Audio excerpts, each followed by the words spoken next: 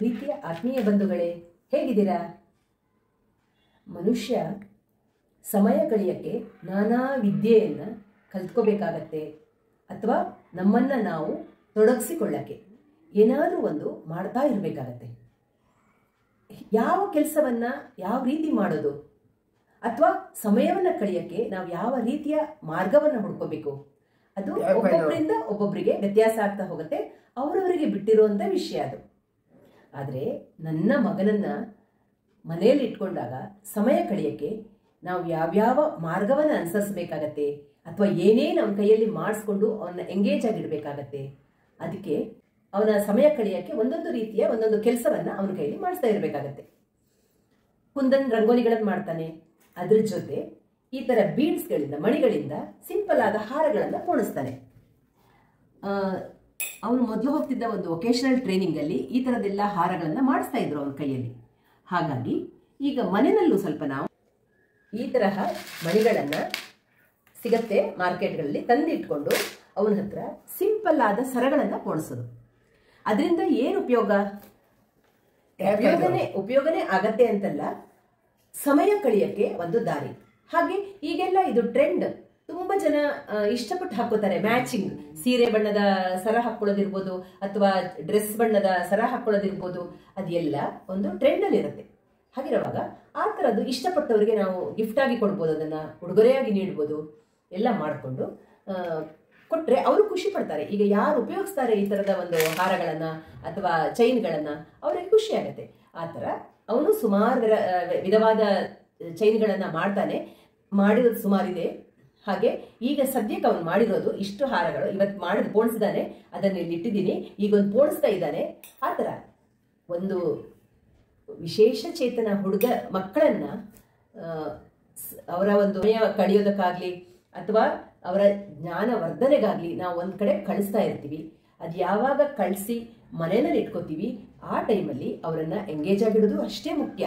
ಅಂದರೆ ಅವರ ಸಮಯವನ್ನ ನಾವು ಸದುಪಯೋಗ ಪಡಿಸ್ಕೋಬೇಕು. ಏನೇನಾಗುತ್ತೆ, ಏನೇನು ಬರುತ್ತೆ ಅವರಿಗೆ ಆ ಥರದ ಕೆಲಸಗಳನ್ನು ಕೊಡಬೇಕು. ಅಷ್ಟು ಮನೆಯಲ್ಲಿ ಇಟ್ಕೊಳ್ಳೋದು ಅಷ್ಟು ಸುಲಭದ ಮಾತಲ್ಲ. ಯಾಕಂದ್ರೆ ಚಿಕ್ಕ ಮಕ್ಕಳೆಲ್ಲ ಹೇಳಿದ ಕೇಳಕ್ಕೆ ಇಷ್ಟಿಷ್ಟು ದೊಡ್ಡ ಹುಡುಗರು, ಅವರ ಮನಸ್ಸಿನ ಭಾವನೆಗಳು ಬದಲಾಗ್ತಾ ಇರುತ್ತೆ, ಏರಿಳಿತಗಳಾಗ್ತಾ ಇರುತ್ತೆ. ನಾವೇನು ಆಡ್ಬಿಡ್ತೀವಿ, ಏನಿದೆ ಮನೇಲಿದ್ದಾನೆ ಅವನು, ಏನಿದೆ ನೋಡ್ಕೊಳಕ್ಕೆ ಅಂತೀವಿ. ಆದರೆ ಖಂಡಿತವಾಗ್ಲೂ ಅಷ್ಟು ಸುಲಭದ ಮಾತಲ್ಲ.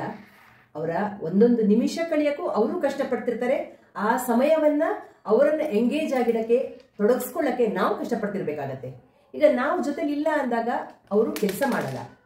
ಅವರು ಕೆಲಸ ಮಾಡಬೇಕಾದ್ರೆ ಪಕ್ಕಕ್ಕೆ ನಾವು ಕೂತಿರ್ಬೇಕು, ಇಲ್ಲಾಂದ್ರೆ ಅವ್ರು ಕೆಲಸ ಮಾಡಲ್ಲ. ಹಾಗಾಗಿ ಆದಷ್ಟು ನಾವು ಅವ್ರಿಗೆ ಯಾವ್ದು ಇಷ್ಟ ಇರುತ್ತೆ ಆ ಥರ ಕೆಲಸಗಳಲ್ಲಿ ತೊಡಗಿಸ್ಕೊಳ್ಳಕ್ಕೆ ನಾವು ಪ್ರಯತ್ನ ಮಾಡ್ತಾ ಇರಬೇಕು. ಒಂದ್ಸಲ ನಾವು ಹೇಳ್ಕೊಟ್ರೆ ಅವರು ಆ ಸೀಕ್ವೆನ್ಸ್ ಅನ್ನ ಮಾಡ್ಕೊಂಡು ಹೋಗ್ತಾರೆ.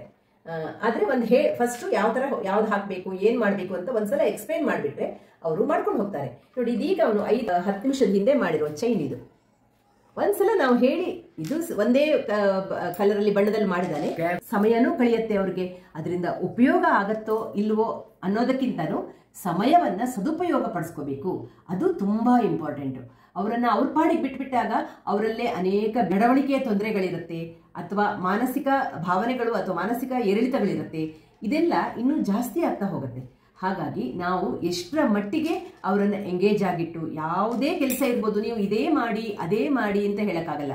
ಸ್ವಲ್ಪ ಹೊತ್ತು ಬರೆಯೋ ಅಂತ ಕೆಲಸ, ಸ್ವಲ್ಪ ಹೊತ್ತು ಈ ಥರ ಆಕ್ಟಿವಿಟೀಸ್ಗಳು, ಇಲ್ಲ ಬೆಳಗ್ಗೆನ ಹೊತ್ತು ತರಕಾರಿ ಕಟ್ ಮಾಡೋದು ಅಥವಾ ಸ್ವಲ್ಪ ಪಾತ್ರೆ ಜೋಡಿಸೋದು, ಈ ಥರ ನಿಮಗೆ ಯಾವ್ಯಾವ ಕೆಲಸಗಳಲ್ಲಿ ಆಸಕ್ತಿ ಇದೆ, ಅವರಿಗೆ ಮಕ್ಕಳಿಗೆ ಆಸಕ್ತಿ ಇರುತ್ತೆ, ಅದರಲ್ಲಿ ಸ್ವಲ್ಪ ತೊಡಗಿಸ್ಕೊಳ್ಬೇಕಾಗತ್ತೆ.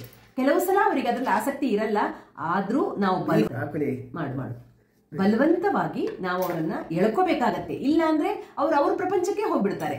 ಅದಕ್ಕೋಸ್ಕರ ಆದಷ್ಟು ಅವರನ್ನ ಒಂದು ಕೆಲಸದಲ್ಲಿ ತೊಡಗಿಸುವಂತೆ ನಾವು ಪ್ರೇರೇಪಿಸೋದು ತುಂಬಾ ಮುಖ್ಯ. ಕೆಲಸ ಮಾಡಿದಾಗ ನಾವು ಅದನ್ನ ಅವರಿಗೆ ಶಹಬಾಸ್ ಹೇಳೋದು ಅಷ್ಟೇ ಮುಖ್ಯ. ಅದರ ಜೊತೆ ಅವರಿಗೆ ಏನು ಪ್ರೋತ್ಸಾಹ ನೀಡೋಕ್ಕೋಸ್ಕರ ಒಂದು ರೀಇನ್ಫೋರ್ಸ್ಮೆಂಟ್ ಅದನ್ನ ಮಾಡೋದು ತುಂಬಾ ಮುಖ್ಯನೇ. ಯಾವುದೇ ರೀತಿಯಾಗಿರ್ಬೋದು, ವೆರಿ ಗುಡ್ ಸುಶಾಂತ್, ಚೆನ್ನಾಗಿ ಮಾಡ್ತಾ ಇದೀಯಾ ಅಂತ ಹೇಳೋದು, ಅಥವಾ ಅವ್ರಿಗೆ ಇಷ್ಟವಾದ ಏನೋ ಒಂದು ತಿಂಡಿ ಕೊಡೋದು, ಇದೆಲ್ಲಾನು ಅವರಿಗೆ ಮಾಡಕ್ಕೆ ಇನ್ನೂ ಹೆಚ್ಚಿನ ಪ್ರೋತ್ಸಾಹ ನೀಡುತ್ತೆ. ಸಾಮಾನ್ಯ ಮಕ್ಕಳು ಹೊರಗಡೆ ಆಡಕ್ಕೆ ಹೋಗ್ತಾರೆ. ಸಣ್ಣ ಮಕ್ಕಳ ಬಗ್ಗೆ ಮಾತಾಡ್ತಿದ್ದೀನಿ ನಾನು. ಇಲ್ಲಿ ಹೊರಗಡೆ ಆಟ ಆಡ್ತಿರ್ತಾರೆ, ಅವರ ಫ್ರೆಂಡ್ ಸರ್ಕಲ್ ಇರುತ್ತೆ, ಅವ್ರ ಜೊತೆ ಆಟ ಆಡ್ತಿರ್ತಾರೆ. ಬಟ್ ಈ ಮಕ್ಕಳು ಇವನ್ ದೊಡ್ಡವರು, ಬಟ್ ಸಣ್ಣ ಮಕ್ಕಳಿದ್ರು ನಾನು ಹೇಳ್ತಾ ಇದ್ದೀನಿ, ಅವರು ಯಾರ ಜೊತೆನೂ ಮಿಂಗಲ್ ಆಗಲ್ಲ, ಯಾರ ಜೊತೆನೂ ಆಟ ಆಡಲ್ಲ. ಹಾಗಿರುವಾಗ ಅವ್ರ ಸಮಯವನ್ನು ಹೇಗೆ ಕಳೆಯೋದು? ಟಿವಿ, ಮೊಬೈಲ್ ಇದೆಲ್ಲ ಕೊಡೋದಕ್ಕಿಂತ ಏನಾದರೂ ಒಂದು ಚಟುವಟಿಕೆ ತೊಡಗಿಸ್ಕೊಂಡಾಗ ಅವರ ಕೈಯ ಒಂದು ಫೈನ್ ಮೋಟರ್ ಆಕ್ಟಿವಿಟಿಗಳು ಎಲ್ಲ ಇಂಪ್ರೂವ್ ಆಗುತ್ತೆ, ಸುಧಾರಣೆ ಆಗುತ್ತೆ, ಕೈಯಲ್ಲಿ ಮಾಡುವ ಕೆಲಸದಲ್ಲಿ ನಾಜೂಕತೆ ಬರುತ್ತೆ. ಹಾಗಾಗಿ ನೀವು ಅದನ್ನು ಆದಷ್ಟು ಹೇಳಿಕೊಡೋದನ್ನು ಪ್ರಯತ್ನ ಮಾಡಬೇಕು. ಯಾವ ಒಂದು ಕಾರ್ಯದಲ್ಲಿ ಆಸಕ್ತಿ ಇದೆ, ಪೇಂಟಿಂಗ್ ಇರ್ಬೋದು, ಕೆಲವು ಮಕ್ಕಳು ಪೇಂಟಿಂಗ್ ಮಾಡ್ತಾರೆ, ಆ ಥರ ಡ್ರಾಯಿಂಗ್ ಮಾಡ್ತಾರೆ, ಅಥವಾ ಈ ಥರ ಚೈನ್ ಮೇಕಿಂಗ್, ಇಲ್ಲ ಕುಂದನ್ ರಂಗೋಲೀಸ್, ಇಲ್ಲ ಮನೆಯ ಕೆಲಸಗಳು ಯಾವುದೇ ಇರಲಿ, ಆದಷ್ಟು ಅವ್ರನ್ನ ತೊಡಗಿಸ್ಕೊಂಡು ಸಮಯವನ್ನ ಉಪಯೋಗಿಸ್ಕೋಬೇಕು. ಕೆಲವರು ಹೇಳ್ತಾರೆ ಮನೇಲಿ ಇರ್ತಾನಲ್ವಾ, ಏನ್ ಮಾಡ್ತಾನೆ, ಇರ್ಲಿ ಬಿಡಿ, ಅವನ ಪಾಡಿಗೆ ಬಿಟ್ಬಿಡಿ ಅಂತ ಹೇಳೋರು ಇರ್ತಾರೆ. ಆದ್ರೆ ನಾವು ಈ ಕಳೆದ ವಾರ 2 ವಾರನೂ ನಾವು ನಿಮ್ಯಾನ್ಸ್ ಡಾಕ್ಟರ್ನ ಭೇಟಿಯಾದಾಗ ಡಾಕ್ಟರ್ ಹೇಳೋದು ಅದೇ ಮಾತು. ಆಡೋರ್ ಮಾತನ್ನ ಕೇಳ್ಕೊಂಡು ಈ ತರ ಮಕ್ಕಳ ತಂದೆ ತಾಯಿಗಳು ಬದುಕಕ್ಕಾಗಲ್ಲ, ಅದನ್ನ ಕಿವಿಗೆ ಹಾಕೋಬೇಡಿ ಅಂತ ಎಷ್ಟು ಚೆನ್ನಾಗಿ ಅಡ್ವೈಸ್ ಮಾಡ್ತಾರೆ ಅಂದ್ರೆ, ಎಷ್ಟು ಕಷ್ಟ ಇದೆ ಅನ್ನೋದನ್ನ ನಾವು ಜೊತೆಯಲ್ಲಿ ಅವನ್ನ ಇಟ್ಕೊಂಡು ಸಾಕಿರ್ತೀವಲ್ಲ, ನಮಗೆ ಗೊತ್ತಿರತ್ತೆ. ಅವರು ದೇಹದಲ್ಲಿ ನಮ್ಗಿಂತ ಸ್ಟ್ರಾಂಗ್ ಆಗ್ತಾ ಇರ್ತಾರೆ, ಆದ್ರೆ ಅವರಿಗೆ ಮಾನಸಿಕವಾಗಿ ಬೆಳವಣಿಗೆ ಕಡಿಮೆ ಇದ್ದಾಗ, ಒಂದು ಸಣ್ಣ ಮಗು ಅಂದಾಗ ನೀವು ಅದನ್ನ ಎತ್ಕೊಂಡು ಆರಾಮದಿಂದ ಎತ್ಕೊಂಡು ಓಡಾಡ್ತೀರಾ, ಎಲ್ಲ ಮಾಡ್ತೀರಾ. ಅದೇ ದೊಡ್ಡ ಆಗ್ತಾ ಆಗ್ತಾ ನಮ್ಗೆ ಎತ್ತಕ್ಕಾಗತ್ತಾ? ಆಗಲ್ಲ. ಈಗ ಅವನ ವಯಸ್ಸು ಜಾಸ್ತಿ ಆಗ್ತಾ ಹೋಗ್ತಾ ಅವನಿಗೆ ಶಕ್ತಿ ಬರೋ ವಯಸ್ಸು, ನಮ್ದು ಶಕ್ತಿಗಳು ಕಡಿಮೆ ಆಗುವಂತ ವಯಸ್ಸು, ತಂದೆ ತಾಯಿಗಳ ವಯಸ್ಸು. ಅದನ್ನ ಬ್ಯಾಲೆನ್ಸ್ ಮಾಡೋದು ತುಂಬಾ ಕಷ್ಟ. ಈಗ ನಾವು ಎಷ್ಟೋ ಜನವರಿಯಿಂದ ಅವನ ಮೂಡು ತುಂಬಾ ವ್ಯತ್ಯಾಸ ಆಗಿ ಅವನನ್ನ ಹೇಗೆ ನಿಭಾಯಿಸ್ಬೇಕು ಅನ್ನೋದೇ ನಮ್ಗೆ ಗೊತ್ತಾಗ್ತಿರ್ಲಿಲ್ಲ. ಹಾಕು ಹಾಕು ಕ್ಯಾಪ್ ಕರೆಕ್ಟ್ ಹಾಕು. ಅದನ್ನ ಅನುಭವಿಸಿರುವವರಿಗೆ ಮಾತ್ರ ಗೊತ್ತು. ಅದಕ್ಕಾಗಿ ನಾನು ಹೇಳ್ತಿರೋದು, ಆಡೋರು 1000 ಆಡ್ಕೋತಾರೆ, ಆದ್ರೆ ನಮ್ಮ ವಿಶೇಷ ಚೇತನ ಮಕ್ಕಳ ತಂದೆ ತಾಯಿಗಳು, ಬ್ರೌನ್ ಕರೆಕ್ಟ್ ಹಾಕು, ವಿಶೇಷ ಚೇತನ ಮಕ್ಕಳ ತಂದೆ ತಾಯಿಗಳು ಆಡೋರ ಮಾತಿಗೆ ಕಿವಿಗೊಡಕ್ ನಮ್ಮ ಕೈಯಲ್ಲಿ ಆಗುವಷ್ಟು ಪ್ರಯತ್ನ ನಾವು ಪಡ್ತಾ ಇರ್ಬೇಕು. ನಮಗೂ ಮಾರ್ಗದರ್ಶನ ಮಾಡೋರು ತುಂಬಾ ಒಳ್ಳೊಳ್ಳೆ ಡಾಕ್ಟರ್ಸ್ ಗಳಿರ್ತಾರೆ, ಅಂತವರ ಸಲಹೆಯನ್ನು ತಗೋಬೇಕು. ನಿಮ್ಯಾನ್ಸ್ ಅನ್ನೋ ಒಂದು ಸಂಸ್ಥೆ ದೇವಸ್ಥಾನದ ಪ್ರತಿರೂಪ. ನಮ್ಗೆ ನಿಮ್ಯಾನ್ಸೇ ದೇವಸ್ಥಾನ. ಅಷ್ಟು ಒಳ್ಳೆಯ ಒಂದು ಸಂಸ್ಥೆಯಲ್ಲಿ ಅಷ್ಟಷ್ಟು ಪದವಿಯನ್ನು ಪಡೆದಿರುವಂತಹ, ಅಷ್ಟಷ್ಟು ಓದ್ಕೊಂಡಿರುವಂತಹ, ತಿಳ್ಕೊಂಡಿರುವಂತಹ ಡಾಕ್ಟರ್ಗಳಿರುವಾಗ ನಾವು ಈ ತರ ಮಾತುಗಳನ್ನು ಕೇಳ್ಕೊಳಕ್ ಹೋಗ್ಬಾರ್ದು.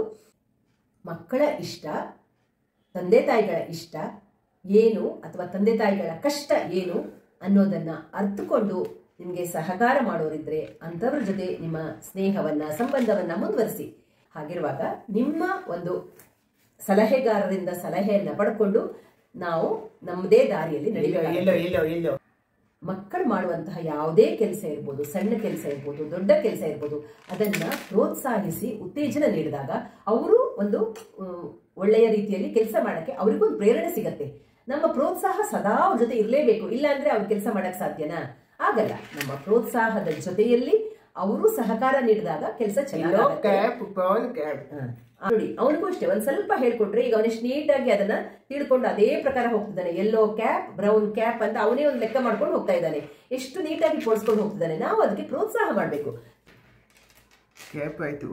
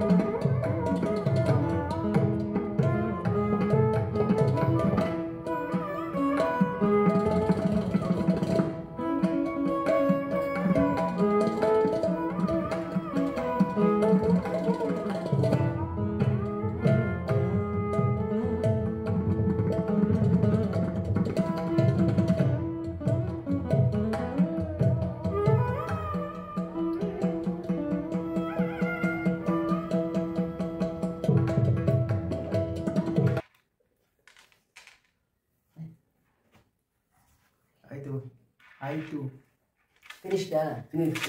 Very good. ನೋಡಿ ಎಷ್ಟು ಚೆನ್ನಾಗಿ ಬಂತು ನೋಡಿ.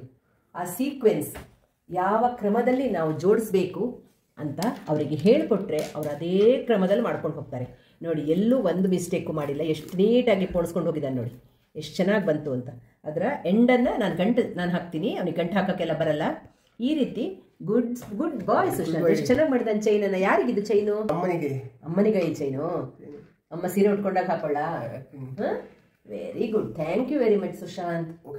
ನೋಡಿ ಎಷ್ಟು ಚೆನ್ನಾಗಿ. ಈ ಥರ ಸಾಧ್ಯವಾದಷ್ಟು ನಾವು ಎಂಗೇಜ್ ಆಗಿಟ್ಕೋಬೇಕು. ಈ ಥರದ್ದಲ್ಲ, ಇನ್ನೂ ತುಂಬ ಚಿಕ್ಕ ಮಣಿಗಳು, ನಿಮ್ಗದು ಹೇಗೆ ಹೇಳೋದು, ಕಪ್ಪು ಕರಿಮಣಿ ಪೋಣಿಸ್ತಾರೆ ನೋಡಿ, ತುಂಬ ಚಿಕ್ಕ ಮಣಿಗಳು, ಸಾಸಿವೆ ಕಾಳು ಥರ ಇರುತ್ತೆ ಅಥವಾ ಇನ್ನೂ ಸ್ವಲ್ಪ ಚಿಕ್ಕದಾಗಿರುತ್ತೆ. ಆ ಥರ ಮಣಿಗಳಲ್ಲಿ ತುಂಬ ಚೆನ್ನಾಗಿರೋ ಚೈನ್ಗಳನ್ನು ಇವರು ಸ್ಕೂಲಲ್ಲಿ ಇವರೆಲ್ಲರೂ ಸೇರಿ ಮಾಡ್ತಾ ಇದ್ರು. ಅಷ್ಟು ಚಿಕ್ಕ ಮಣಿಗಳನ್ನು ಇವನು ಜಾಸ್ತಿ ಮಾಡ್ತಿರ್ಲಿಲ್ಲ. ಇವನ ಸ್ಕೂಲಲ್ಲಿ ಬೇರೆ ಮಕ್ಕಳು ತುಂಬ ಚೆನ್ನಾಗಿ ಮಾಡೋರು. ಅದು ಎಷ್ಟೆಷ್ಟು ಎಳೆಗಳಲ್ಲಿ ಮಾಡ್ತಾ ಇದ್ರು ಅಂದರೆ ಅದು ಹೇಳೋಕ್ಕೆ ಸಾಧ್ಯ ಇಲ್ಲ. ಇವನಿಗೆ ಕೈಯ ಕೋಆರ್ಡಿನೇಷನ್ ಸ್ವಲ್ಪ ವೀಕ್ ಇರೋದಕ್ಕೆ ಇವನಿಗೆ ತುಂಬ ಸೂಜಿ ಥರ ಇರೋ ಮಣಿಗಳು, ಅಂದರೆ ಸಾಸಿವೆ ಕಾಳಕ್ಕಿಂತ ಚಿಕ್ಕದಾಗಿರೋ ಮಣಿಗಳು ಸ್ವಲ್ಪ ಕಷ್ಟ ಆಗುತ್ತೆ. ಈ ಸೈಜಿನ ಮಣಿಗಳೆಲ್ಲ ಅವ್ನು ಧಾರಾಳವಾಗಿ ಮಾಡ್ತಾನೆ. ಇದಂತೂ ಆರಾಮಾಗಿ ಮಾಡ್ತಾನೆ. ಈ ಥರ ಮಣಿಗಳೆಲ್ಲ ಯಾವುದೋ ಒಂದು ಚಟುವಟಿಕೆಗಳಲ್ಲಿ ಅವರನ್ನು ಬ್ಯುಸಿಯಾಗಿಡಬೇಕು. ಅದು ನಮ್ಮ ಮೇನ್ ಇಂಟೆನ್ಷನ್. ಎಂಗೇಜ್ ಆಗಿರ್ಬೇಕು. ಇಲ್ಲ ಅಂದರೆ ಸ್ವಲ್ಪ ಮೊಬೈಲಿಗೆ ಅಡಿಕ್ಟ್ ಆಗಿಬಿಡ್ತಾನೆ, ಮೊಬೈಲ್ ನೋಡ್ತಿರ್ತಾನೆ. ಅದರಲ್ಲೂ ಕುಕ್ಕಿಂಗ್ ಚಾನಲ್ ತುಂಬ ನೋಡಿಬಿಟ್ಟು ಅಮ್ಮ ಅದು ಮಾಡು, ಅಮ್ಮ ಇದು ಮಾಡು ಅಂತ ನನಗೆ ತುಂಬ ಹಿಂಸೆ ಕೊಡ್ತಿರ್ತಾನೆ. ಹಾಗಾಗಿ ಈ ಥರ ಆ್ಯಕ್ಟಿವಿಟೀಸಲ್ಲಿ ಅವರನ್ನು ತೊಡಗಿಸ್ದಿಟ್ಟಾಗ ಸ್ವಲ್ಪ ಮೊಬೈಲ್ ನೋಡೋದು ಕಡಿಮೆ ಆಗತ್ತೆ. ಅವರ ಕೈಗೆ ಅಥವಾ ತಲೆಗೆ ಎಲ್ಲಾನು ಸ್ವಲ್ಪ ಚುರುಕುತನ ಬರುತ್ತೆ. ಯಾಕಂದರೆ ಆ ಯೋಚನೆ ಮಾಡಿ ಅವರು ಪೋಣಿಸ್ಬೇಕಾದಾಗ ಅವ್ರಿಗೂ ಅದರಲ್ಲೊಂದು ಸಮಾಧಾನ ಸಿಗತ್ತೆ, ಖುಷಿ ಸಿಗತ್ತೆ, ಯೋಚನಾ ಶಕ್ತಿ ಇಂಪ್ರೂವ್ ಆಗುತ್ತೆ, ಎಲ್ಲನೂ ಆಗುತ್ತೆ. ಕೈ ಮೇನ್ ಕೋಆರ್ಡಿನೇಷನ್ ಮಾಡಬೇಕಂದ್ರೆ ಅವರಿಗೆ ಬ್ರೈನಿಂದ ಸಿಗ್ನಲ್ಸ್ ಬರಬೇಕು, ಅದೆಲ್ಲ ಚುರುಕಾಗತ್ತೆ. ಹಾಗಾಗಿ ನಾವು ಆದಷ್ಟು ತೊಡಗಿಸ್ಕೋಬೇಕು ಮಕ್ಕಳನ್ನ, ಯಾವುದಾದ್ರೂ ಒಂದು ಕೆಲಸದಲ್ಲಿ ತೊಡಗಿಸ್ಬೇಕು. ಇದು ಯಾರು ಮಾಡಿರೋ ನೆಕ್ಲೆಸ್? ಸುಶಾಂತ್ ಮಾಡಿದ. ಯಾರಿಗೆ ಅದು? ಅಮ್ಮನಿಗೆ. ಹೌದಾ? ಅಮ್ಮನಿಗೆ ಹಾಕ್ತೀಯಾ? ಹಾಕು. ಅರೆ ಜಾಣ ಮಗ ಅವನು. ಇಷ್ಟು ಸುಂದರವಾಗಿದೆ. ಹೇಗಿದೆ ಸುಶಾಂತ್? ಚೆನ್ನಾಗಿದೆ. ಜಾಣ, ಗುಡ್ ಬಾಯ್. ಇಷ್ಟು ಚೆನ್ನಾಗಿದೆ. ಪ್ರೀತಿಯಿಂದ ಮಾಡಿಕೊಟ್ಟಿರೋ ನೆಕ್ಲೆಸ್ ಅಥವಾ ಚೈನ್ ಮುಂದೆ ಚಿನ್ನದ ನೆಕ್ಲೆಸ್ ಯಾವುದಕ್ಕೆ ನೀವು ಬೆಲೆ ಕಟ್ತೀರಾ? ಚಿನ್ನಕ್ಕೆ ಬೆಲೆ ಕಟ್ತೀರಾ ಅಥವಾ ಇದಕ್ಕೆ ಬೆಲೆ ಕಟ್ತೀರಾ? ನನಗಂತೂ ನಿಜವಾಗ್ಲೂ ಚಿನ್ನಕ್ಕಿಂತ ಇದೇ ಜಾಸ್ತಿ ಅನಿಸುತ್ತೆ. ಯಾಕೆ ಬೇಕು ಚಿನ್ನ? ಇಷ್ಟು ಪ್ರೀತಿಯಿಂದ ಮಾಡಿಕೊಟ್ಟಿರೋ ನೆಕ್ಲೆಸ್ ಇರೋವಾಗ ಇನ್ನು ಚಿನ್ನದ ನೆಕ್ಲೆಸ್ ಯಾಕೆ ಬೇಕಲ್ವಾ? ಖಂಡಿತವಾಗ್ಲೂ ಯಾವಾಗಲೂ ಪ್ರೀತಿಯಿಂದ ಕೊಟ್ಟಿರುವ ವಸ್ತು ಅದು ಯಾವತ್ತಿದ್ರೂ ಅಮೂಲ್ಯನೇ. ಇದ್ರ ಜೊತೆ ಅವನು ಕೈಗೆಲ್ಲ ಹಾಕೋತಾರೆ ಬ್ರೇಸ್ಲೆಟ್, ಅದು ಮಾಡ್ತಾನೆ. ಅದ್ರ ಜೊತೆ ಇಲ್ಲಿ ಸೈಡಲ್ಲಿ ಒಂದು ಹ್ಯಾಂಗ್ ಆಗ್ತಿರುತ್ತೆ ಅದಕ್ಕೆ, ಆ ಥರದ್ದು ಎಲ್ಲ ಮಾಡಿದ್ದಾನೆ. ಅದೆಲ್ಲ ನಾನು ಸುಮಾರು ಮಕ್ಕಳಿಗೆಲ್ಲ ಕೊಟ್ಟಿದ್ದೀನಿ. ಅದನ್ನು ಇನ್ನು ನೆಕ್ಸ್ಟ್ ಮಾಡಿದಾಗ ನಿಮ್ಗೆ ಅದನ್ನು ತೋರಿಸ್ತೀನಿ. ಅದನ್ನು ಮಾಡಿದಾಗ ಮುಂದಿನ ವಿಡಿಯೋದಲ್ಲಿ ನಿಮಗೆ ತೋರಿಸ್ತೀನಿ ಅಂತ ಹೇಳ್ತಾ, ನಿಮ್ಗೆಲ್ರಿಗೂ ಹೇಗೆ ಅನಿಸ್ತು? ನಿಮ್ಮೆಲ್ಲರ ಆಶೀರ್ವಾದ ಇದು ವಿಶೇಷಚೇತನ ಮಕ್ಕಳ ಮೇಲೆ ಸದಾ ಇರಲಿ, ನಿಮ್ಮ ಪ್ರೀತಿ ಅವ್ರ ಮೇಲೆ ಸದಾ ಇರಲಿ ಅಂತ ಹೇಳ್ತಾ, ನಮ್ಮ ಸುಶಾಂತ್ ಮೇಲೆ ನಿಮ್ಮೆಲ್ಲರ ಆಶೀರ್ವಾದ ಇರಲಿ ಅಂತ ಕೇಳ್ಕೊಳ್ತಾ ಸಿಗೋಣ ಮುಂದಿನ ವಿಡಿಯೋದಲ್ಲಿ. ಅಲ್ಲಿ ತನಕ ರಾಯರು ನಿಮ್ಮೆಲ್ಲರನ್ನ ಚೆನ್ನಾಗಿಟ್ಟಿರಲಿ ಅಂತ ಪ್ರಾರ್ಥಿಸ್ತಾ ಸಿಗೋಣ. ಧನ್ಯವಾದಗಳು. ನಮಸ್ಕಾರ.